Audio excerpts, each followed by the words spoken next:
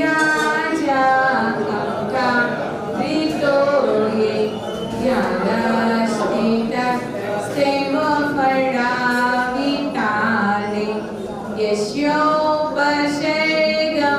निर्वर्तयतं नमामि पार्श्वं महदादरेण नमामि पार्श्वं महदादरेण नमामि पार्श्वं महदादरेण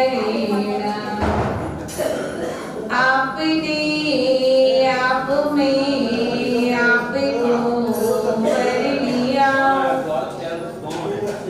आपने आप में आपको वर लिया चेतना को स्वयं में प्रखर कर लिया हे विरागी गुरु दो विरागी किरण हे विरागी गुरु दो विरागी किरण आपके चरण में विनम्र नमन आपके चरण में विनम्र नमन आपके चरण में विनम्र नमन।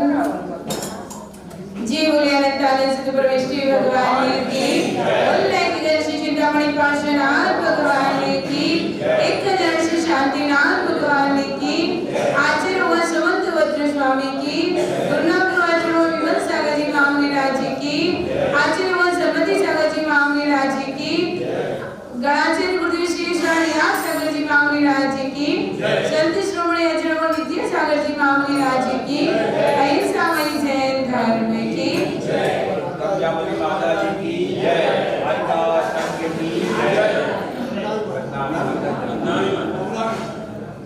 बंधुओं, अभी तक हम श्रावकों के 7 दर्जों को समझ चुके हैं और श्रावकों के 7 दर्जों में हमने प्राणियों की हिंसा से बचने का ही उपक्रम किया। हर प्रतिमा में कहीं ना कहीं यही समझाया है कि हमें प्राणियों की सूक्ष्म जीवों की भी हिंसा से बचना है, चाहे वह दर्शन प्रतिमा, व्रत प्रतिमा, सामयिक प्रतिमा, क्रोध प्रतिमा, सचित त्याग प्रतिमा, रात्रि भुक्ति त्याग प्रतिमा और ब्रह्मचर्य प्रतिमा, इन 7 प्रतिमाओं में प्राणियों की हिंसा से बचने के लिए उपक्रम किया है। आज आचार्य भगवान आरंभ त्याग प्रतिमा के बारे में आपसे कहना चाहेंगे। आचार्य भगवान बता रहे हैं कि अपन ने आरंभ सारंभ के कार्यों के बारे में पहले भी समझा था। आरंभ सारंभ के कार्य जो सामान्य रूप से महिलाएं घर में करती हैं, क्या उनसे ही है? तो आचार्य भगवान कह रहे हैं कि आरंभ जैसे मुनि के लिए जब अपन मुनि के बारे में पढ़ते हैं तो उसमें विषय आरंभ परिग्रह से रहे, विषयासावशाती तो निरारंभो परिग्रह ज्ञान ध्यान तपोरग्धा तपस्वी सा प्रशिष्यते। यहाँ आरंभ मुनियों को भी कहा था, तो मुनि तो आरंभ और परिग्रह से रहित हैं ही। पहले भी अणुव्रत में आरंभ सारंभ के कार्यों को कम करने के लिए कहा था। यहाँ यह आरंभ त्याग प्रतिमा अलग से क्यों कहती? तो आचार्य भगवान यहाँ पर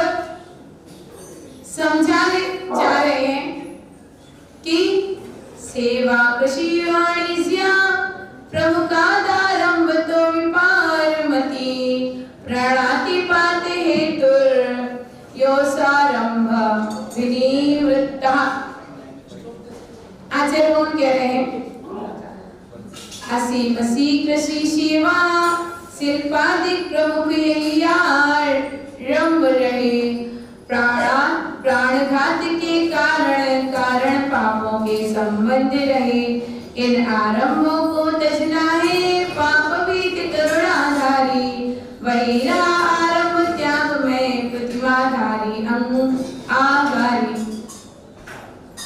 आचार्य मोहन समंतभद्र स्वामी कह रहे हैं जो प्राणघात के कारणभूत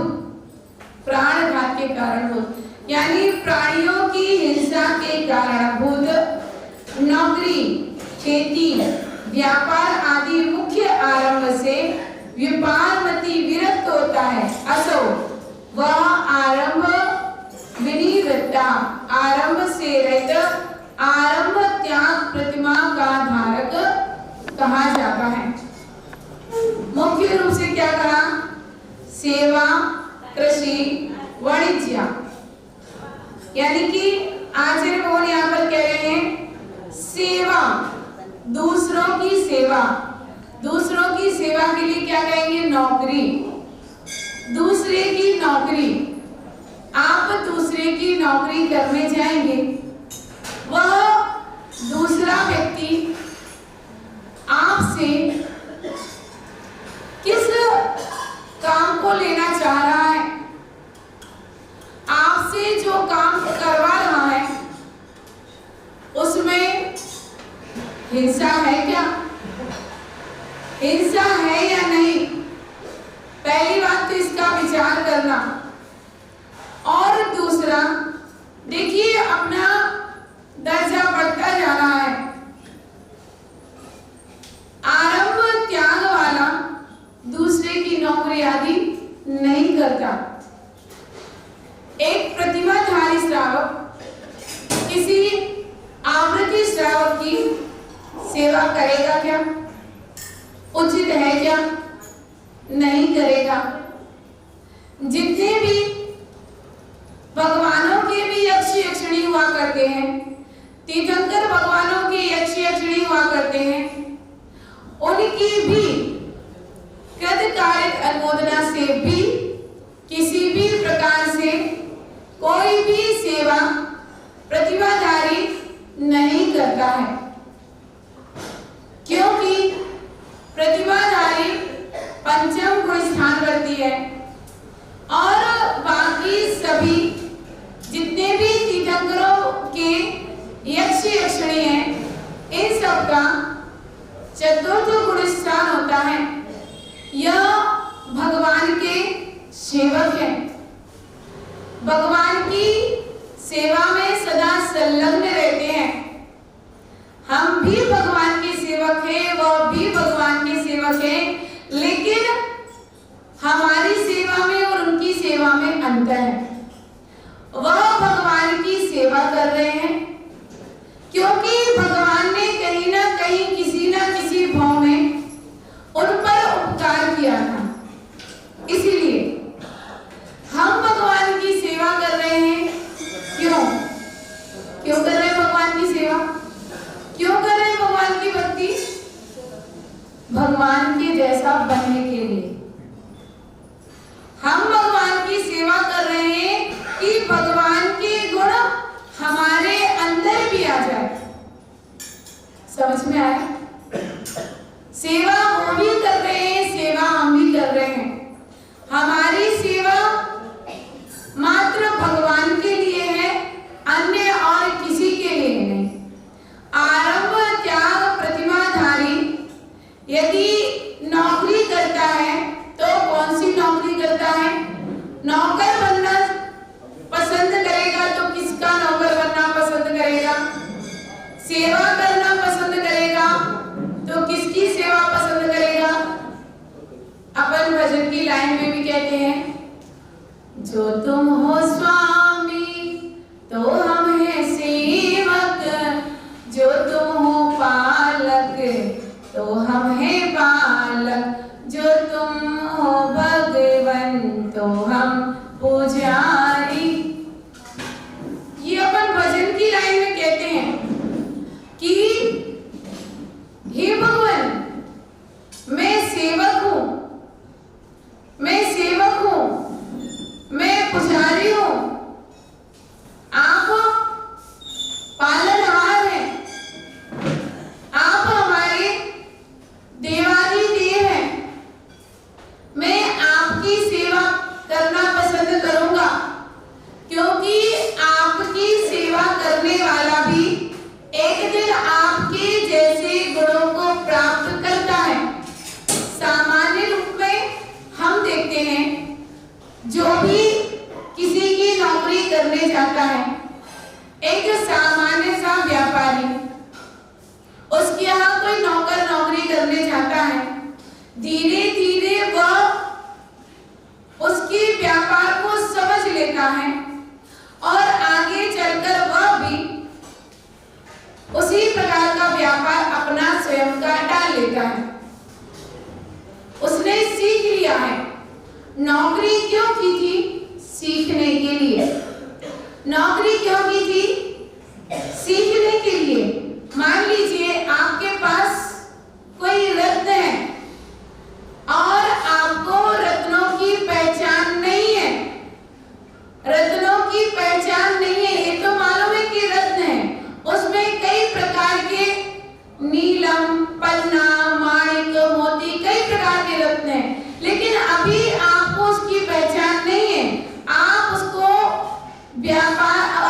बेचना चाहते हैं, तो उसके पहले आपको क्या करना पड़ेगा? किसी जौहरी की दुकान पर नौकरी करना पड़ेगा।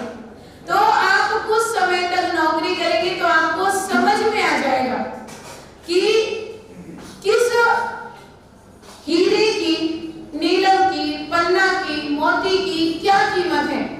जब तक आपको उसकी कीमत नहीं पता और असली नकली का भेद नहीं पता, तो आप यदि अपने हीरे मोती बेचने जाएंगे तो कोई भी आपके लिए बेवकूफ बना देगा, उल्लू बना देगा और अच्छी कीमत उसकी ना देके सामान्य कीमत देकर आपके लिए विदा कर देगा। असली रत्न है आपके पास, आपके पास असली रत्न है कि नहीं? आपके पास असली रत्न, आपके पास असली रत्न है। आपके पास असली रत्न है। आप मना कर रहे हो कि नहीं है? आप सभी के पास असली बहुकीमती, बेशकीमती, जिसके लिए कहते हैं अमूल्य, अमूल्य रत्न है। लेकिन आप उन अमूल्य रत्नों की कीमत नहीं करते हैं। क्यों नहीं करते? क्योंकि आपको उसकी कीमत का अंदाजा नहीं है। उसकी कीमत का अंदाजा लगाने के लिए आप देव शास्त्र गुरु की नौकरी करते हैं। देव शास्त्र गुरु की आप सेवा करते हैं। आप उनकी सेवा करोगे क्योंकि वह पक्के जौहरी हैं, पक्के व्यापारी हैं। वह ऐसे ऐसे रत्नों को खरीदते हैं और ऐसे ऐसे रत्नों को बेचते हैं जिसका आपको अंदाजा नहीं है। लेकिन जो उनके पास नौकरी करने आता है उनको अंदाजा लग जाता है भगवान के पास कौन से बहुमूल्य कीमती रत्न हैं। और उनकी सेवा करते करते उन सभी रत्नों की कीमत को वह जान जाता है। जिस दिन रत्नों की कीमत का आपको पता चल जाता है, आप भी उन रत्नों की कीमत करते हैं और एक दिन आप भी जौहरी बन जाते हैं। आप भी जौहरी बन जाते हैं। ये भी जौहरी है, आपको भी जौहरी बनाना चाहते हैं। दिगंबर संप्रदाय में जो भी संत साधु होते हैं, जिस मार्ग पर वो स्वयं चल रहे हैं, जो ज्ञान उन्होंने प्राप्त किया है, जो गुण की प्राप्ति उन्होंने की है, वही सारे देना चाहते हैं, वह उसमें से किंचित भी कम नहीं करते, किंचित भी कम करना नहीं चाहते। आचार्य भगवान विशुद्ध सागर जी महाराज जब छुल्लक जी थे पूज्य गुरुदेव के पास, छुल्लक जी छुल्लक अवस्था में थे, एक एक गाथा याद करने में बहुत समय लगाते थे, याद ही नहीं होती थी। जब याद नहीं होती थी तो आचार्य बोल कहते थे खड़े होके दीवार के साथ साइड मुख करके फिर याद करो। बहुत आंसू बहाते थे, बहुत आंसू बहाते थे, लेकिन पूज्य गुरुदेव ने पूर्ण प्रयत्न किया, पूरा प्रयत्न किया और वह छुल्लक जी को धीरे धीरे धीरे धीरे उनका भी पुरुषार्थ रहा, उनका भी पुरुषार्थ रहा। जैसे माँ पुरुषार्थ करती है, माँ काहे का पुरुषार्थ करती है? माँ बच्चे के लिए अच्छे संस्कार देने का पुरुषार्थ करती है, माँ बच्चे के लिए स्वस्थ रखने का पुरुषार्थ करती है, स्वस्थ रखने के लिए दवाई देती है। दवाई कोई खाना नहीं चाहता, इसलिए माँ क्या करती है? अपने पैर से एक पैर पर बच्चे को लिटाएगी, दूसरे पैर से बच्चे के पैर दबाएगी, एक हाथ से बच्चे का मुख और दोनों हाथों को दबाएगी और दूसरी हाथ से जबरदस्ती उसका मुख खोल के नाक दबा के मुख में दवाई डालेगी। नाक दबाओगे तो क्या होगा? मुख खुल जाएगा। नाक दबाएंगे तो नाक से श्वास नहीं ले पाएगा, फिर मुख से श्वास लेने के लिए मुख को खोलेगा। और जैसे ही बालक मुख को खोलता है तो माँ क्या करती है? क्या करते हो? दवाई को इतनी मेहनत मां करती है। गटकना किसको है? गटकना बालक को पड़ेगा, गटकने का पुरुषार्थ बालक को करना पड़ेगा। ऐसे ही गुरुजन होते हैं, गुरुजन अपने शिष्य के लिए पूर्ण प्रयास करते हैं, भले ही शिष्य के लिए गुरु खराब क्यों ना लगने लगे, इतना प्रायश्चित देते हैं, इतना कठोर अनुशासन रखते हैं। एक बार आचार्य सन्मति सागर जी महाराज के साथ हम लोग का भी चतुर्मास हो रहा था उदगांव में, और उन्होंने एक छुल्लक जी को दंडित किया। क्यों? उनका पेट गड़बड़ हो गया था, पेट गड़बड़ हो गया था। पेट गड़बड़ क्यों हुआ? आहार से आए थे, आहार से आए और पूछा कि क्या बात है, लेट कैसे हो गए महाराज? आहार से सीधे जंगल जाना पड़ा। क्यों? आहार में क्या क्या लिया था? दाल, रोटी, सब्जी, चावल, कड़ी, लचका, और क्या लिया था? और क्या लिया था? और बेसन बना था, थोड़े से बेसन लिए थे। और क्या लिया था? भजिया बने थे, एक दो भजिया लिए थे। और क्या लिया था? महाराज बर्फी वगैरह भी थी, जलेबी थी, वो भी ली थी। और क्या लिया था? महाराज थोड़ी सी 2 चम्मच रबड़ी भी ली थी। आगे लाइन पे कितनी रबड़ी ली थी? 2 चम्मच ली थी। छोटी चम्मच थी कि बड़ी? थोड़ी सी बड़ी थी। करछी वाली थी? करछी वाली थी कि उससे छोटी थी? चम्मच, 2 चम्मच। कौन सी? ये वाली चम्मच, सब्जी परोसने वाली चम्मच की चमचा? 2 चम्मच ही थी। वास्तविकता में 2 चम्मच ही थी, यानी कटोरी भर की रबड़ी पचा नहीं पाए, कटोरी भर की रबड़ी पचा नहीं पाए। उसके साथ में बेसन की पकौड़ी और नमकीन, हो गया काम। अब क्या करो? खड़े रहो। दोनों टाइम खड़े रहते थे, प्रतिक्रमण में आएंगे खड़े खड़े प्रतिक्रमण, सुबह भक्ति में आचार्य वंदना में आएंगे खड़े रहेंगे, स्वाध्याय चल रहा है खड़े रहेंगे। आचार्य गुरुदेव विराट सागर जी भी, उनका संग भी साथ में था, हम लोग भी साथ में थे।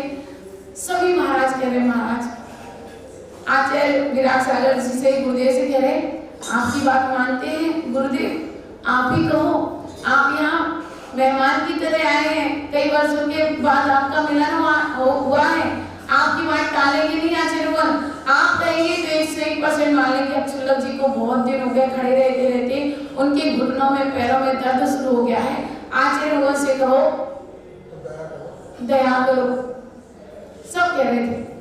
आचार्य भगवान गुरुदेव विराट सागर जी महाराज ने धीरे से कहा, आचार्य श्री इतने दिन हो गए, अब तो बेचारे शुल्लक जी बेसन भी नहीं खा रहे हैं और रबड़ी भी नहीं खा रहे, अब क्षमा कर दो। आचार्य भगवान कह रहे जब तक गांठ मजबूत ना हो जाए, जब तक गांठ मजबूत ना हो जाए तब तक खींचते रहो, जब तक गांठ मजबूत ना हो जाए तब तक खींचते रहो। जिंदगी में दूसरी बार ऐसी चीज का सेवन ना करें, क्योंकि वह चीज अभक्ष हो जाती है। जो चीज पच नहीं रही है वह आप खा रहे हो, वह अभक्ष है।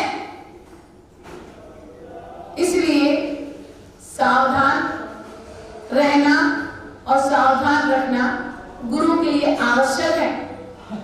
जब तक गुरु नारियल की तरह नहीं बनेंगे तब तक गुरुओं का कोई सम्मान नहीं करेगा, और यदि गुरुजन नारियल के समान हो जाते हैं तो लोग डरते हैं, दूर से ही डरते हैं, फिर हर क्रिया संभल संभल के करते हैं। भले ही आप हमारी बैयावृत्ति करने आओ अथवा नहीं आओ, आप मेरे आगे पीछे हो चाहे ना हो, जो कठोरता से नियम पालन करेगा और करवाएगा उसका मोक्ष मार्ग प्रशस्त रहेगा। अंतिम समय तक उसकी जीव लंपटता नहीं रहेगी, आराम से संलेखना और समाधि कर पाएगा। इसलिए गुरुजनों को थोड़ा सा टाइट रहना पड़ता है, अनुशासन का पालन करवाना पड़ता है।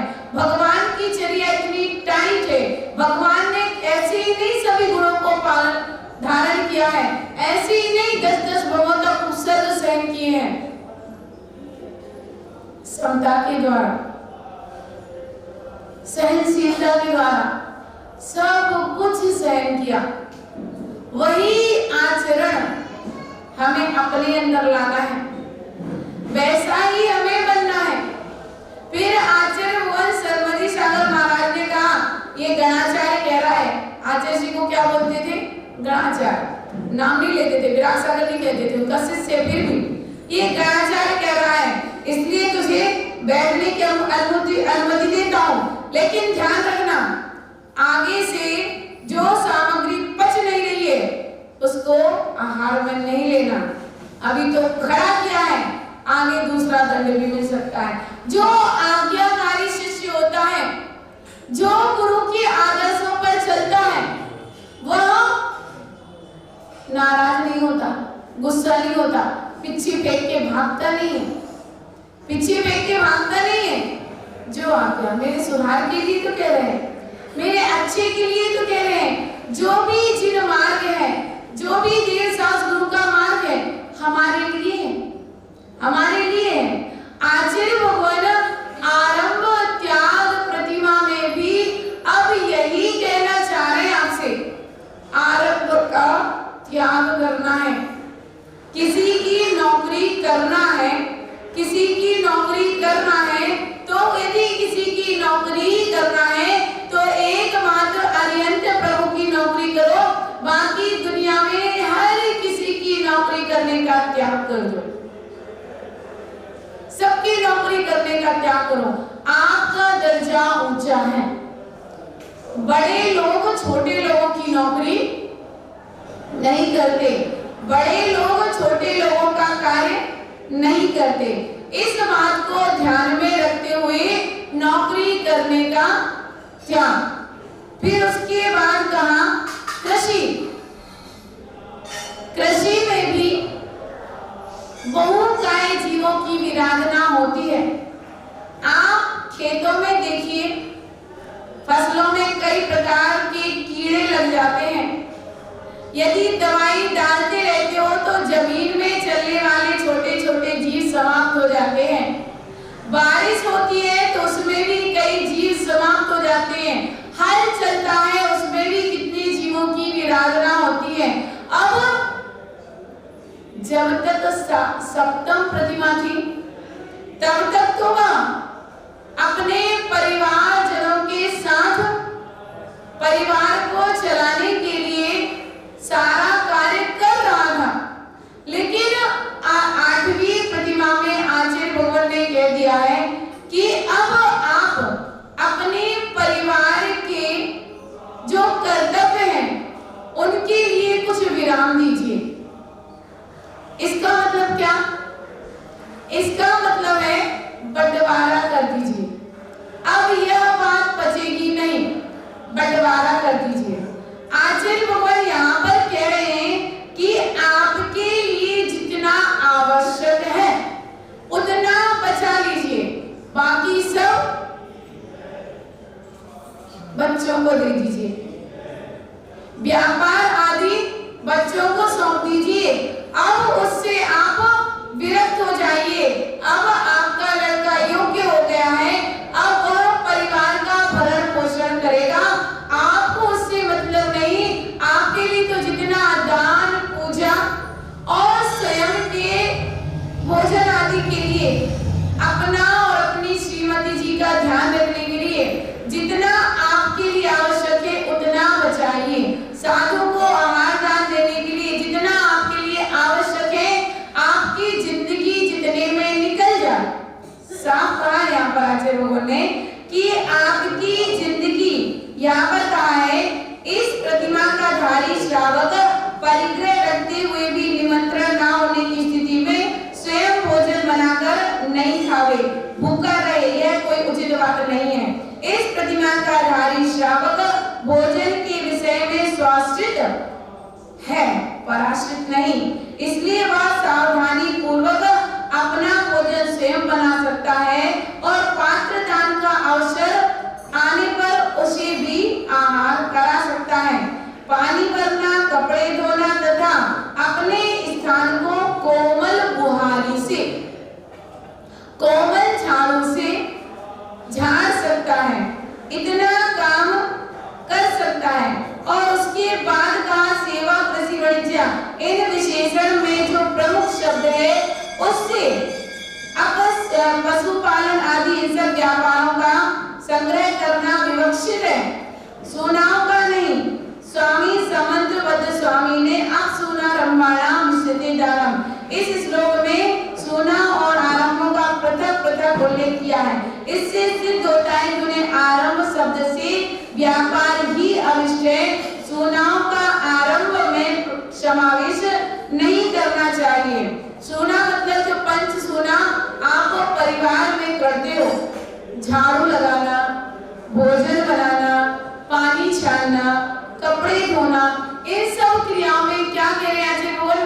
सावधानी रखना, विवेक पूर्वक सारी क्रियाएं करना। आरंभ की क्रियाओं को विवेक पूर्वक कीजिए और व्यापार की क्रियाओं को विराम दीजिए। वैसे तो अष्टम प्रतिमाधारी किन्हीं गुरुओं के पादमूल में जाकर अपने आत्म कल्याण की इच्छा से ग्रह का परिग्रह का त्याग करता है। यह 8वीं प्रतिमा परिग्रह त्याग प्रतिमा के लिए भी शुरुआत कर देती है। यहाँ पर कुछ परिग्रह का त्याग करना है, वहां पर और परिग्रह का त्याग हो जाएगा। यहाँ पर परिग्रह कम करने की बात है कि आसक्ति छोड़ दीजिए। जब तक आसक्ति छूटेगी नहीं, जब तक बेटों के लिए आप दुकानदारी सौंपेंगे नहीं, जब तक बहुओं के लिए चौका चूल्हा सौंपेंगे नहीं। लेकिन क्या कहा है? अपने लिए बचा लेना, अपने लिए बचा लेना, वरना धोखा खाओगे, है ना। इसीलिए धोखा ना खाओ, इसीलिए पहले अपने लिए बचा लेना। आपके जीवन के लिए कितना आवश्यक है पहले उतना बचाइए, उसके बाद शेष के लिए प्रेम से अपने बच्चों में दे दीजिए। जितना बड़ा घर उतना ज्यादा काम, जितना बड़ा परिवार उतना ज्यादा आरंभ शारंभ का काम।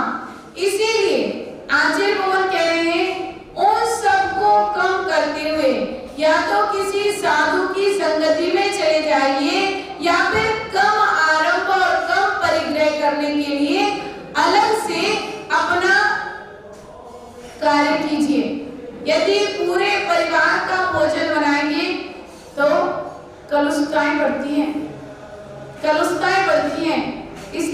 लोगों ने कहा शुद्ध भोजन, यदि आपकी बहू संस्कारवान है, आपका बेटा संस्कारवान है, तो आपके लिए शुद्ध भोजन बना के देगा। आपको आरंभ शारंभ नहीं करना पड़ेगा। लेकिन पंचम काल की बलिहारी, लोगों के दिमाग बदलते जा रहे हैं। जिन माता पिता ने सारी जिंदगी आपकी सेवा की है, आप उन माता पिता की बुजुर्ग अवस्था में सेवा नहीं कर पा रहे हैं। यह आज के युवाओं की और बहुओं की बहुत बहुत बहुत बड़ी कमी है। आपको तो चाहिए, मेरे आदरणीय पूजनीय माता पिता, आप अपने कक्ष में साधना कीजिए। भोजन के समय हम आपको निमंत्रण देने आएंगे, आप भोजन कीजिए, पुनः अपने कक्ष में जाकर अपनी साधना कीजिए। सही तरीका यह है, एक आदर्श बहू वही कहलाती है जो अपने माता पिता का सम्मान करती है। मैं तो कहती हूँ हमारी वैयावृत्ति करने बिल्कुल मत आओ। यदि वैयावृत्ति करना है तो सर्वप्रथम अपने माता पिता की वैयावृत्ति करो। उनके लिए हाथ पैर नहीं दबाना है, उनके लिए कोई अपनी सेवा शुश्रूषा नहीं करवाना है। उनके लिए तो आप मात्र शुद्ध भोजन बना के दे दीजिए। जब वो आश्वस्त हो जाए तो उनके लिए आप धर्म की 2 बातें सुना दीजिए, बस। और कोई सेवा नहीं चाहिए, जिससे वह आराम से जीवन के अंतिम क्षणों तक अपनी प्रतिमाओं का, अपने व्रतों का पालन कर सके। कर्तव्य तो ये बनता है। लेकिन यदि इतना नहीं करने वाला कोई आपके घर में है तो हम भी कोई लाचार नहीं है। हमें भी जब उनको हमसे प्रयोजन नहीं है तो उनकी राह में हम क्यों घर में बैठे? है साधु संत, है साधु संत।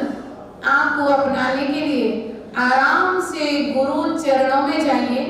पूज्य आचार्य भगवान प्रदेव विराट सागर जी महाराज अभी तक 19 जोड़ों को दीक्षा दे चुके हैं। 19-20 जोड़ों को जोड़े से दीक्षा दे चुके हैं। उनकी विदोरी आदि भी जोड़े से निकली, जोड़े से उनकी दीक्षा के संस्कार हुए और दीक्षा के संस्कार होने के बाद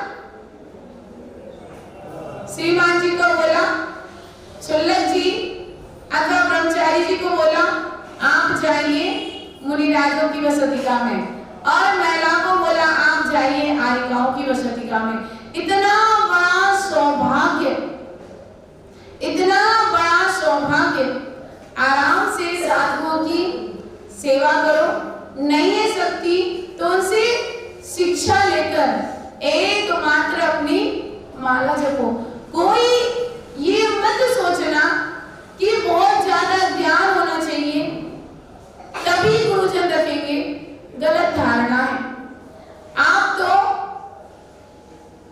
शिवभूति मुनिराज को याद कर लेना। किनको याद कर लेना?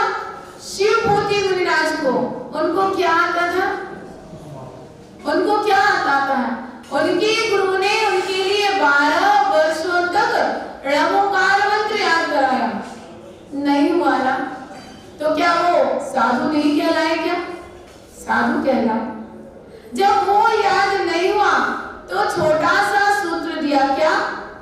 तुष्मास भिन्नम, तुष्मास भिन्नम, तुष्मास भिन्नम। मास शरीर, तुस आत्मा। शरीर से आत्मा पृथक है। बस इतना वेद विज्ञान हो जाएगा तो तेरा कल्याण हो जाएगा। और इतने में ही उनका कल्याण हो गया, इतने में ही उनको केवल ज्ञान हो गया। यह तो एक उदाहरण है आपके अंदर का विकल्प समाप्त करने के लिए। यदि आप नमोकार मंत्र को भी जपते रहेंगे, वही आपका स्वाध्याय है, वही आपकी सामायिक है, वही आपका प्रतिक्रमण है, वही आपकी स्तुति है, वही आपकी वंदना है, वही आपके सटावश्यक कर्तव्य है। भावों की विशुद्धि होना चाहिए। अपना कल्याण कीजिए, साधुओं की शरण में जाइए। घुटने में दर्द है, कमर में दर्द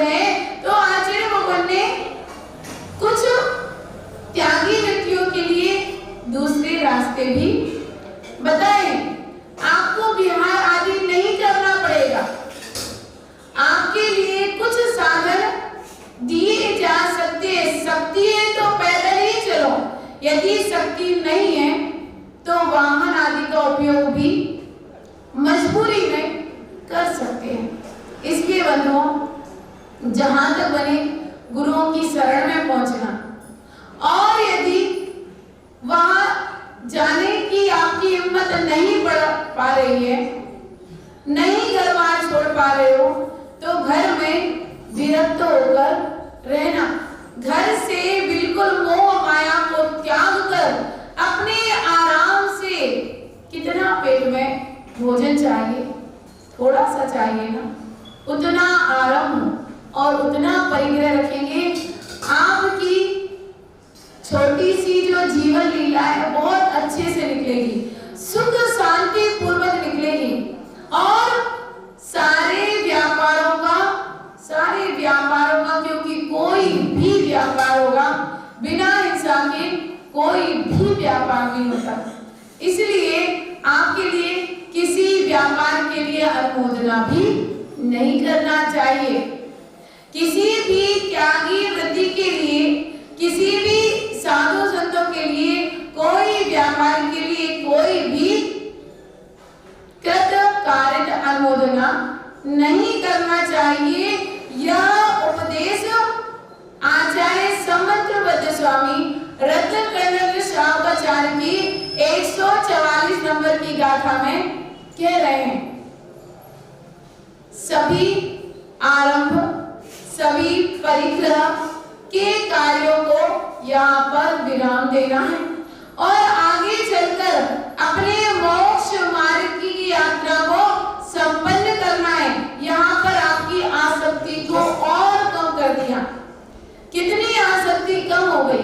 व्यापारों से आपको मतलब नहीं, उनसे होने वाली हिंसा से आपको मतलब नहीं, घर में बहुत सारा परिग्रह है, घर आपने बहुत बड़ा बनाया है, आपको उन सब से कोई मतलब नहीं, घर में इतना सारा काम हो रहा है, आपको उन सब से भी मतलब नहीं।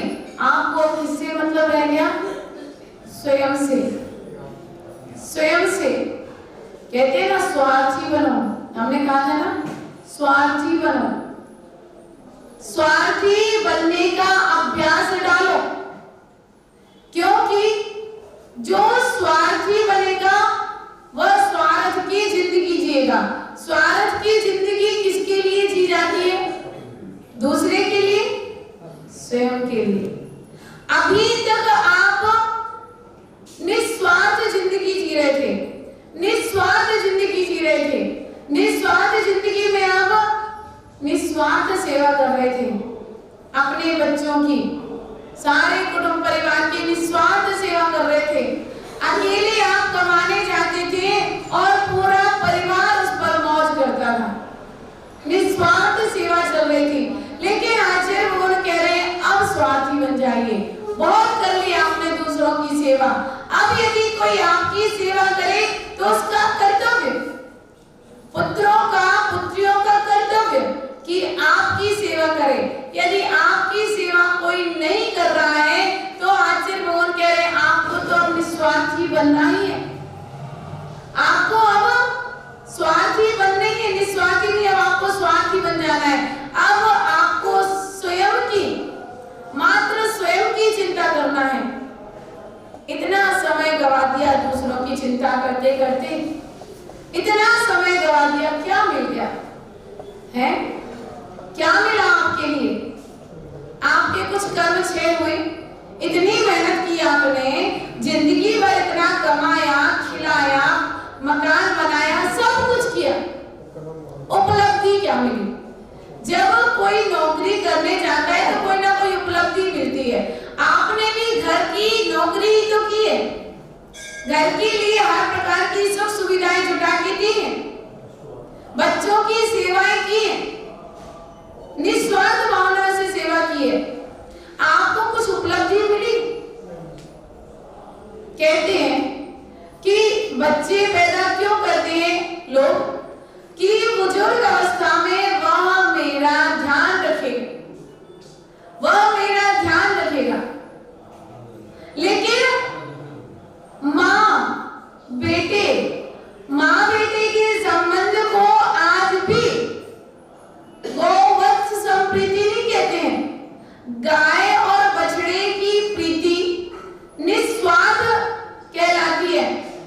गाय को बछड़े से मतलब नहीं रहता है, वह उसकी सेवा कुछ ही दिन करती है, कुछ ही दिन करती है, और जब वह घास आदि खाने लगता है, चरने लग जाता है, फिर ध्यान नहीं देती। क्यों ध्यान नहीं देती? जा अपना भोजन स्वयं ढूंढ के ला, अपना भोजन स्वयं कर, अपना पेट स्वयं भर। कब तक वह सलाह देती है? जब तक वह स्वयं घास खाने के लायक नहीं हो जाता। आप लोग भी बिल्कुल ऐसे ही बन जाइए। जब तक बेटा स्वयं नहीं कमाने लगता तब तक आपने साथ दिया। जिस दिन कमाने लग गया आप सब कार्यों से विरक्त हो जाइए, और जो आपने अपनी मेहनत से पूंजी कमा के रखी है उसके लिए स्वार्थी बनकर अपने धर्म ध्यान के लिए जमा करके रखिए। क्योंकि कहाँ है? पुत्र कुपुत्र तो का धन संचय, पुत्र सुपुत्र तो क्या धन संचय। यदि आपका पुत्र सुपुत्र है तो उसके लिए क्या संपत्ति जोड़ के रखना? वह तो स्वयं कमा के अपनी बिल्डिंगें खड़ी कर लेगा, अपने परिवार को चला लेगा।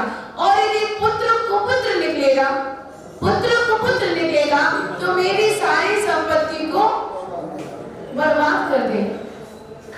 इसलिए आचार्य भगवान का कहना है पुत्रों के लिए कमाने की आवश्यकता नहीं है।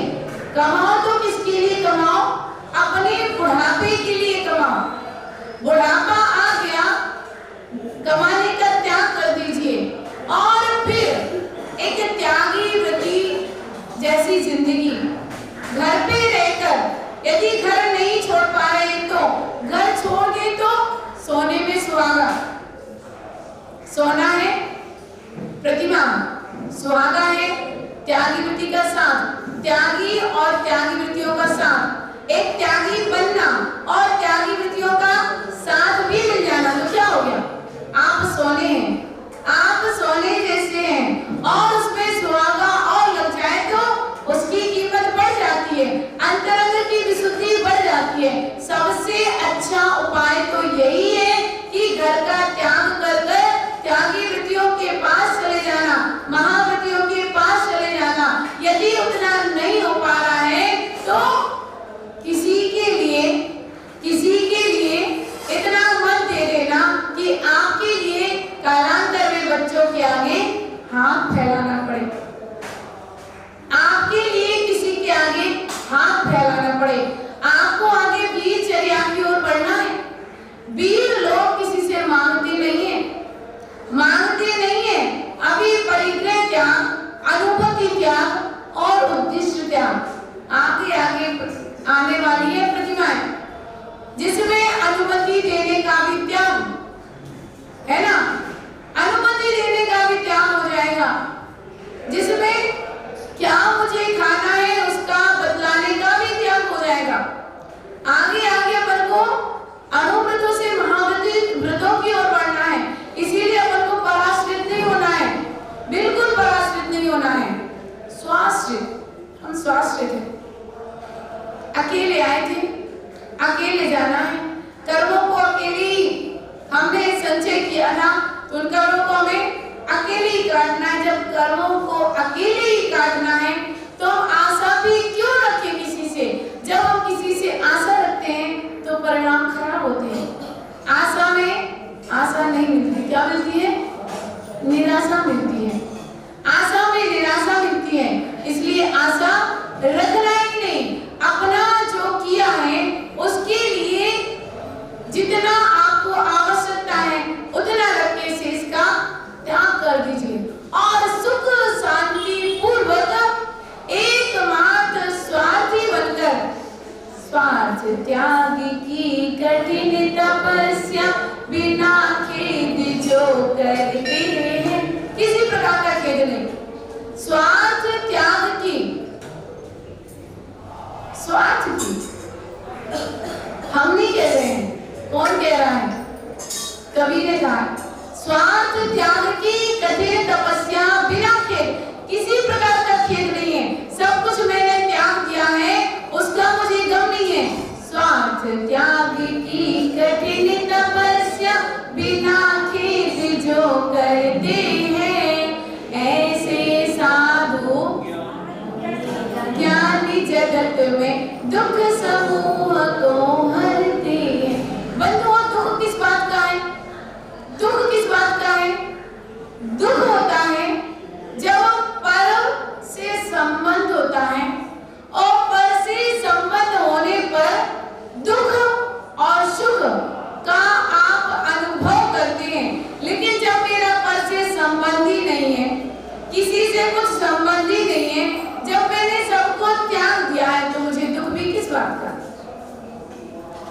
घर में चोरी हो जाए दुख होगा क्या? दुख होगा क्या? नहीं होगा, नहीं होगा, क्योंकि मेरा कुछ है ही नहीं। पड़ोसी के घर में चोरी होती है, आपको दुख होता है क्या? पड़ोसी के घर में चोरी होती है, आपको दुख होता है क्या? है? वह भी अब पड़ोसी हो गया, अब वो भी पड़ोसी हो गया, अब हमें किसी से लेना देना नहीं है। अब तो हम स्वार्थी बन गए हैं। चोरियां किसके यहाँ होती है? जिसका बहुत ज्यादा धन दौलत होती है, जिसके पास कुछ है ही नहीं। क्या कोई चोरी करने आएगा? बस चिंता ही नहीं है, कुछ है नहीं तो चिंता नहीं है। आराम से सुख शांति से थोड़ी सी विश्रांति और शेष समय अपने स्वात्मा के कल्याण के लिए कितना अच्छा मौका मिला है। देखिए हल्के होते जा रहे हैं दिन पे दिन हल्के होते जा रहे हैं। कल स्त्री से भी मतलब नहीं था, कल स्त्री से भी मतलब नहीं था, आज परिग्रह से भी मतलब नहीं है। आज अपन को ज्यादा आरंभ सारंभ से भी मतलब नहीं है, व्यापार से भी मतलब नहीं है। धीरे धीरे सब काम छूट जाएगा, धीरे धीरे जब सब काम छूट जाएगा तो आप निकम्मे हो जाओगे, है? जब धीरे धीरे सब काम छूट जाएगा। एक बार मैंने प्रवचन में कहा कि निकम्मा होना कौन कौन चाहता है, तो सबने कहा माता जी कौन निकम्मा होना चाहेगा, निकम्मे को आजकल रखना कौन चाहता है? भैया उसी का पुरुषार्थ चल रहा है, उसी का पुरुषार्थ चल रहा है। आचार्य भगवान ने कह दिया व्यापार का भी त्याग करो, आरंभ सारंभ का भी त्याग करो। जब सारे काम छूट जाएंगे, जब सारा कमाना छूट गया, सारा घर गृहस्थी का काम छूट गया, तो बचा क्या? बचा क्या है? बस वही पुरुषार्थ करना है।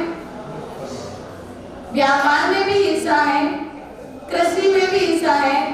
असी मसी कृषि सेवा वाणिज्य इन सब का खेती नौकरी व्यापार आदि मुख्य आरंभ से विरक्त होना, आरंभ से रहित आरंभ त्याग प्रतिमा कहलाती है। बंधुओं आज से अपन को उसका पुरुषार्थ करना प्रारंभ कर देना है, अपन को नहीं आपको। हमारा तो आगे बढ़ गई हमारी गाड़ी, हमारी गाड़ी तो आगे बढ़ गई, अब रिवर्स नहीं होना है, अब तो और आगे बढ़ते चले जाना है। आपको भी आगे बढ़ने का उपदेश इसलिए दे रहे हैं क्योंकि अंतरंग में सफल कल्याण की भावना है। कहीं मेरे अंदर तो ऐसे परिणाम नहीं आ रहे, कहीं मेरे अंदर तो ऐसे परिणाम नहीं आ रहे। क्यों? आपको रोज कहते हैं ना, क्यों आए अग्रवाल कॉलोनी में? क्योंकि मेरी चर्या का निर्दोष पालन हो, मुझे किसी से कहना ना पड़े कि चौका लगाओ, मुझे किसी को प्रेरित ना करना पड़े। वास्तव में जबलपुर में एक अग्रवाल कॉलोनी ऐसी है कि किसी को प्रेरणा नहीं देनी पड़ रही है, मुझे प्रेरणा नहीं देनी पड़ रही है। आपस में आप लोगों की चर्चाएं चल रही है, बहुत अच्छी बात है। मुझे किसी से नहीं कहना पड़ रहा है क्यों आंटी आपने चौका नहीं लगाया, आप भी चौका लगाइए, आप भी चौका लगाइए। अपनी सी भावनाएं बन रही हैं। यही मोक्ष मार्ग में साधनभूत है। कोई प्रेरित करेगा तो आधा पुण्य लेके चला जाएगा, लेकिन स्वयं से भावनाएं बन रही है। बंधुओं आचार्य भगवान ने यहाँ 8वीं प्रतिमा में कह दिया अपने लिए भी शुद्ध भोजन बनाइए और उसमें से साधु के लिए भी कराइए, उसमें आपको आरंभ का दोष नहीं लगेगा, उसमें आपको आरंभ का दोष नहीं लगेगा, क्योंकि आपका प्रत्येक समय विवेक पूर्वक क्रिया करने में था। जीवों की रक्षा करने के भाव थे। जब जीवों की रक्षा करने के भाव प्रति समय रहेंगे तो पुण्य लगेगा या पाप? पुण्य लगेगा ना, पाप नहीं लगेगा। इसीलिए अपन के लिए अब 8वीं प्रतिमा पर विशेष ध्यान रखना है। घर परिवार के कार्यों से आप निवृत्त हो चुके हैं, अब स्वयं के कार्यों को प्रारंभ कर दीजिए। यदि 51 से ऊपर हो गए हैं तो वनप्रस्थ, वन प्लस है ना, वन प्लस हो गया, वन प्लस हो गया 51, इतनी जिंदगी निकाल दी आप वन के लिए। और यदि वन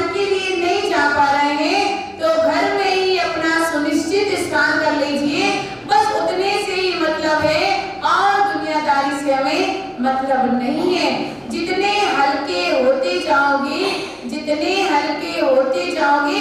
सबको पता है हल्का वाला तराजू का पलड़ा ऊपर की ओर जाता है, भारी वाला नीचे की ओर जाता है। जितना ज्यादा आरंभ परिग्रह रखोगे उतने नीचे की ओर जाओगे, और जितना इन सबको छोड़ते जाओगे, हल्के होते जाओगे, ऊपर की ओर आगे बढ़ते जाओगे।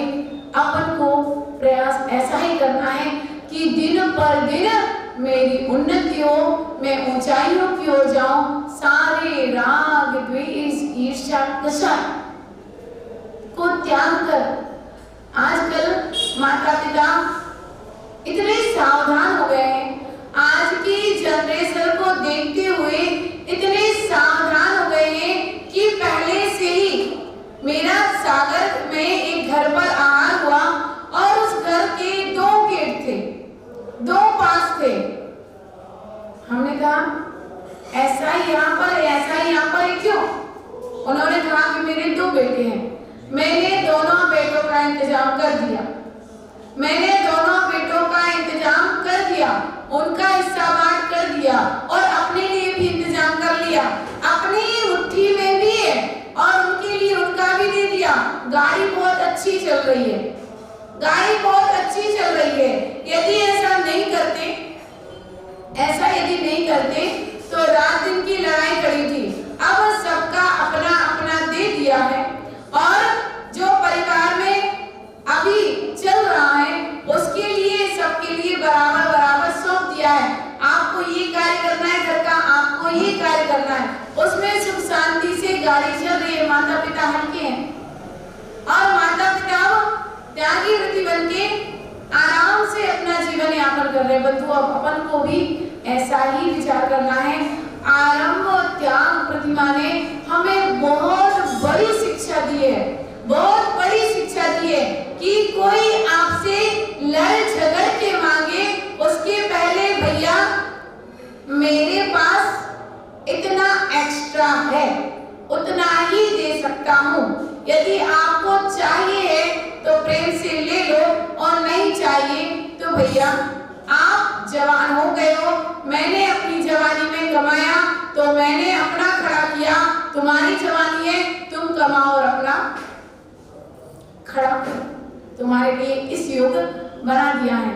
भावों में निर्मलता, किसी प्रकार का कोई राग द्वेष ईर्ष्या कसाई के लिए कोई स्थान नहीं।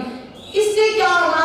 अपने भावों में भी निर्मलता आएगी और अपने कार्य भी कम हो जाएंगे। समय मिलेगा स्वयं के कल्याण के लिए, भगवान की पूजन के लिए, माला फेरने के लिए, स्वाध्याय के लिए। बंधुओं, सारे कार्यों को विराम दे देना, किसी की नौकरी नहीं करना, कोई व्यापार नहीं करना, और खेती बाड़ी आजकल तो बहुत कम हो गया है, लेकिन उसका भी त्याग है। क्या खेती बाड़ी का त्याग है? खेती बाड़ी का त्याग है, त्याग किया है, संकल्प पूर्वक त्याग किया है, त्याग किया है। खेती बाड़ी करने का त्याग किया है, आज से त्याग, आज से खेती बाड़ी उतनी हिसाब से बच गए। अभी तक त्याग नहीं किया था ना, तो जितनी खेती बाड़ी में हिंसा हो रही थी, कुछ ना कुछ पाप का अंश आपको भी लग रहा था कि बेटे मेरे नाम पर कोई जमीन कर दे, उसपे खेती बाड़ी हो और उससे मेरा काम चलता रहे। आपकी कोई खेती बाड़ी है, उससे आपके लिए अन्न मिलता रहे और आपका काम चलता रहे, तो दोष लग रहा था। अब जब जमीन ही नहीं है, जमींदार ही नहीं हो, तो काहे को परिग्रह बांधो? त्याग कर दीजिए, कम से कम इतने से बच जाएंगे। किसी प्रकार का व्यापार नहीं कर रहे हो तो व्यापार करने का त्याग कर दीजिए। ऐसा नहीं कि आपकी जिंदगी भर की जॉब पूरी हो गई है और फिर जॉब करने के बाद आप फिर गांव में जाकर दूसरी नौकरी करने लग जाए, गलत बात। अब 60 के बाद की उम्र आपको सठियाने के लिए नहीं मिली है, 60 के बाद की उम्र आपके लिए अब जागृत होने के लिए मिली है कि अब सरकार पेंशन क्यों देती है, सरकार रिटायर होने के बाद भी आपको पैसा क्यों देती है? नौकरी करने के लिए नहीं देती है, धर्म ध्यान करने के लिए देती है।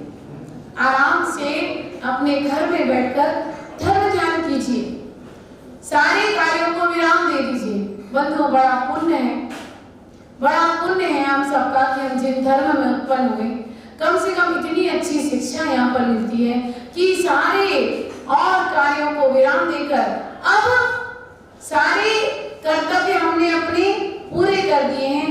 अब मुझे अपना कर्तव्य करना है, स्वयं के कर्तव्य में लग जाइए, स्वार्थी बन जाइए और ऐसे स्वार्थी बनिए, ऐसे स्वार्थी बनिए कि जिंदगी के सारे जो फॉर्मेलिटी के काम होते हैं ना, शादी विवाह में जाना, उसके यहाँ व्यवहार लिखवाने जाना, उसके यहाँ दिल तेरे में जाना, सब बच्चों को सौंप दीजिए, सब बच्चों को सौंप दीजिए।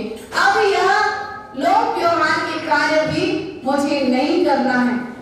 सारे कार्यों को विराम देकर एकमात्र अपनी आत्म कल्याण में लग जाना, अपने स्वयं के व्यवहार को निहारना, बाहर के व्यवहार का त्याग कर देना। बाहर का व्यवहार जब तक करना था मैंने कर लिया, अब स्वयं का भी कुछ व्यवहार है, स्वयं का भी कुछ कर्तव्य है, सबके प्रति कर्तव्य कर लिए, अब स्वयं के प्रति अपना कर्तव्य है कि अपनी आत्मा का कल्याण करना है। वरना यह मनुष्य भाव एक बार हाथ से फिसल गया, हाथ से निकल गया तो पता नहीं कितनी योनियों के बाद फिर वापस मिलेगा।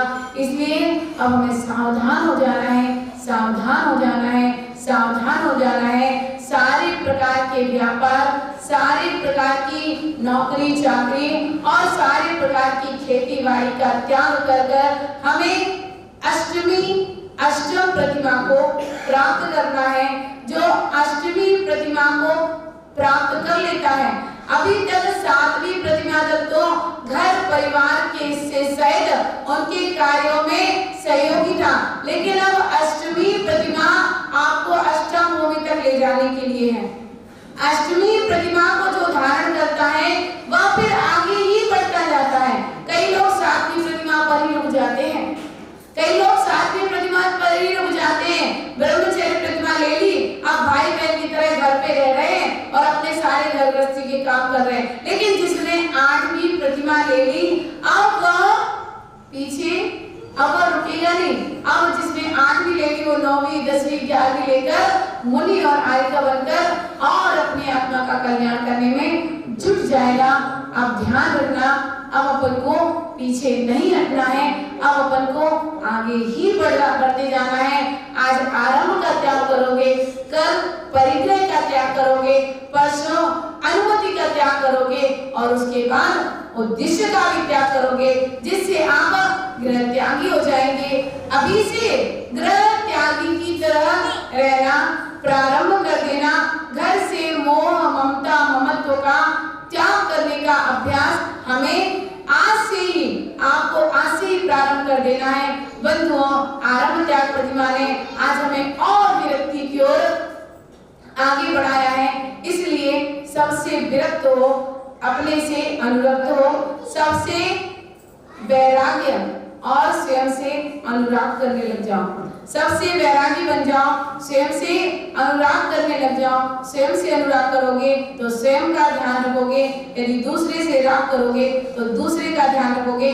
दूसरे से राग नहीं करना है, स्वयं से और देव शास्त्र से अनुराग करना है, जिससे हमारा मोक्ष मार्ग प्रशस्त हो, हमारी और आपकी आत्मा का कल्याण हो। जय बोले कैलाश शांतिनाथ भगवान की, आचार्य गुरुदेव व्यास जी महामुनि राज की। चल चल